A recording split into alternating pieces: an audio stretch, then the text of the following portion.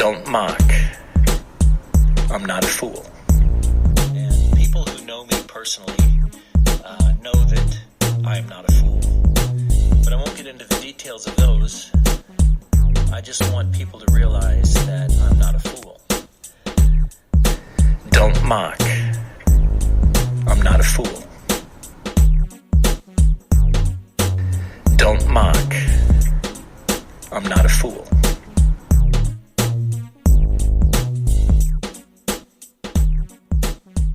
So hey there, it's Tony here, and welcome to episode 69 of the Dumb Leaders podcast. In our last episode, we talked about lip service leadership, and the response that we had was pretty good. So we received some good feedback, really appreciative of those people that have provided that feedback. But we also had a couple of questions that talked about what are some of the other mistakes or some of the other things, areas to avoid as a leader. And as you know, that's what the Dumb Leaders Handbook is all about. So I'd encourage you to go check out dumbleaders.com because we've got a library of lessons there from lousy leadership based around simply the concept that we want to make you a better leader. But some of the key areas to equip yourself with as a leader is what I'm going to cover in today's podcast. So if you are interested in becoming a leader, stay tuned because this will help you understand some of those mistakes to avoid. Being a leader, as we know, can be difficult, especially when you've got to make hard decisions, have hard conversations. So keep this advice in mind as you continue to equip yourself to be a better leader. Now, the first thing we'll just briefly discuss is the development of our team, because the focus as a leader should always be on your people. And one of the major things that you should be looking to do as a leader is to continue to for your team to continue to grow and develop, and you be the mentor that you should be. So this will at times force you as a leader to look for hidden talent. So some people may not be aware of the talent that they possess as a leader. So as a leader, it's your point to try and uncover or discover that hidden talent that you have in your team. By finding and developing these hidden talents, you will make your team stronger. And one of the other areas where this is vitally important is when you're looking to recruit. So when you're looking to hire people, bring people into your team, also be very mindful to look for and try and uncover the hidden talent. Tip number 2 is all about communication, because the need for us to be transparent in our communication is critical. And that even means being transparent about the potential problems that we can face. You know, many dumb leaders will try and hide their problems. They'll try and create a bluff zone, so to speak, where their problems aren't discussed and we try and hide them so that people don't see them. But great leaders will actually do the opposite. They'll actually talk about their problems. They'll share their problems with their team, the problems around the workplace to their team, to try and get a conglomeration of ideas to help solve the problem. So the reason why we do this is because the more minds that we can get working on a problem, the greater opportunity we have of finding the best problem. So this is why communication is so key nowadays. No one can hide a problem forever. It will ultimately come out. And the reality as a leader is that your team are very much aware of the problems, usually before you are. So for you to try and hide it, to try and sweep it under the carpet, is really not doing yourself any favors as a leader. So don't be the one that's reacting to the problem. Be the one that's bringing the problems out in the open and using a team-based approach to try and solve it. Tip number 3 is all about the value that you place in your team. Don't be the leader that says the job is menial. It doesn't take a great deal of intellect. It doesn't take qualifications.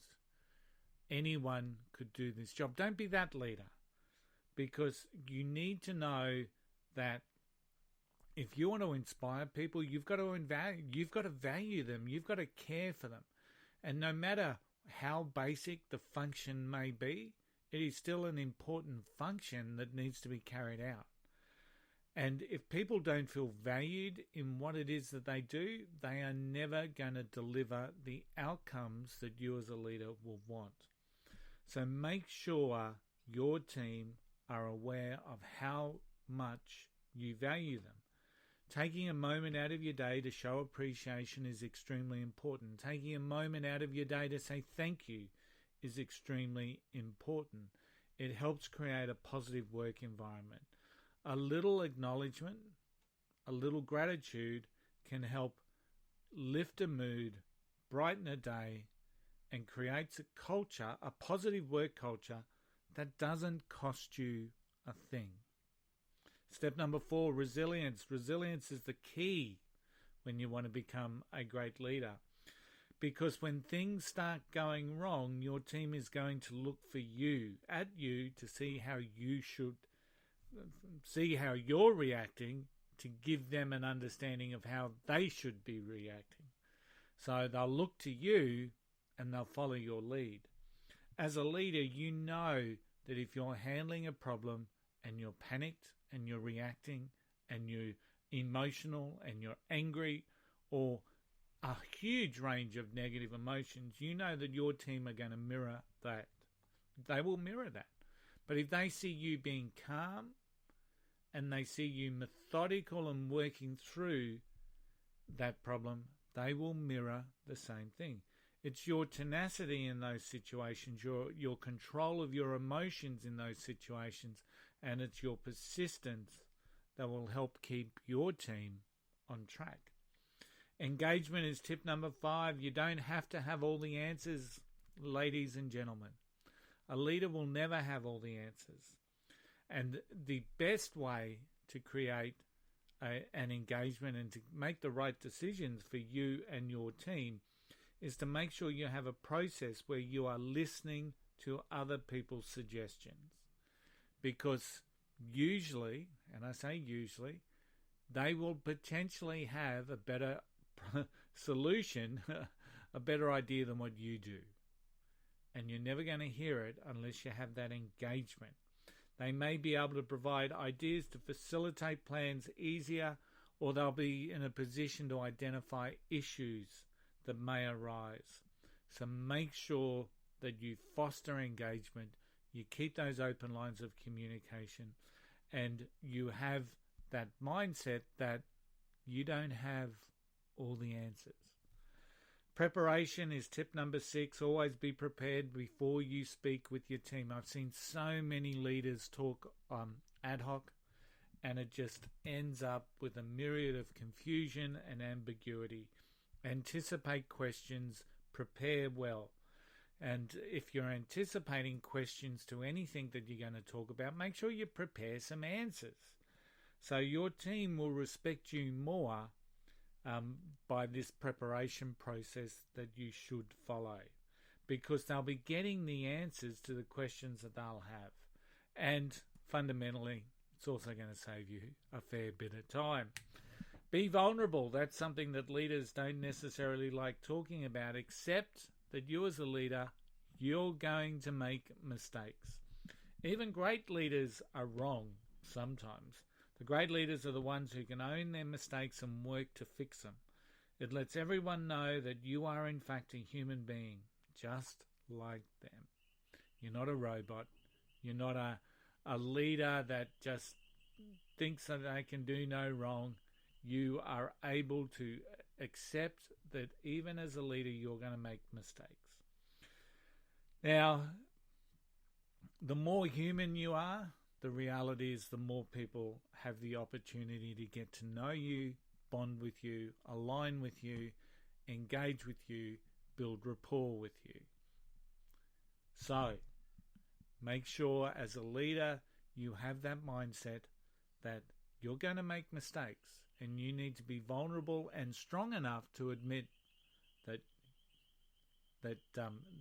that's the reality of the situation. And the last little tip that I'm going to share with you today is to continually innovate. And we do this through a concept of personal connection. Now, if we have a working team built with people with a fixed mindset, the reality is that we're not going to be able to create a culture of innovation or continuous improvement. But if we can create a culture through personal connection of a growth mindset, that we have a team that are always looking out as to what they can do better, you are going to be ahead of the curve in everything that you do. Because you will have a group of members that work on your team that will continually be looking for better ways to do this. Have an open suggestion policy. Be able to talk about that continuously at meetings. What are some of the issues we face? How can we resolve them? Be that leader that stays ahead of the curve because they've got a team that are continually innovating, a team that are continuously looking to improve. Now, the last thing is it's challenging to be a leader. Absolutely challenging.